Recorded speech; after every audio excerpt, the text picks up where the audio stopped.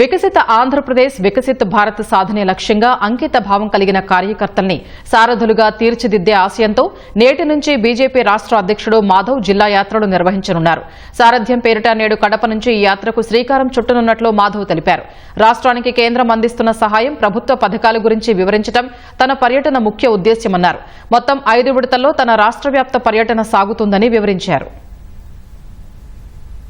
కడప ద్వారా రాష్ట్ర వ్యాప్తంగా ఒక సందేశాన్ని భారతీయ జనతా పార్టీ ఇవ్వాలి అని చెప్పి ఆలోచనతో ఈ యొక్క కార్యక్రమానికి సారథ్యం అనే ఒక పేరు పెట్టడం జరిగింది. సారథ్యం అంటే భారతీయ జనతా పార్టీ అనేక మంది కార్యకర్తల యొక్క వాళ్ళ త్యాగం, తపస్సు, సమర్పణ కారణంగానే ఇవాళ ప్రపంచంలో అతిపెద్ద పార్టీగా ఎదిగింది. కనుక విస్తృత స్థాయి కార్యకర్తల సమావేశాలతో ఈ కార్యక్రమాలు ప్రారంభించాలని చెప్పి మేము అనుకోవటం జరిగింది. మొదటి విడత రాయలసీమ ప్రాంతానికి సంబంధించిన కడప నుంచి ప్రారంభించి 28వ తారీఖు నంద్యాల, 29వ తారీఖు కర్నూలు, 30వ తారీఖు అనంతపురం, అలాగే 31వ తారీఖు సత్యసాయి జిల్లాతో మా మొదటి విడత కార్యక్రమం ముగుస్తుంది.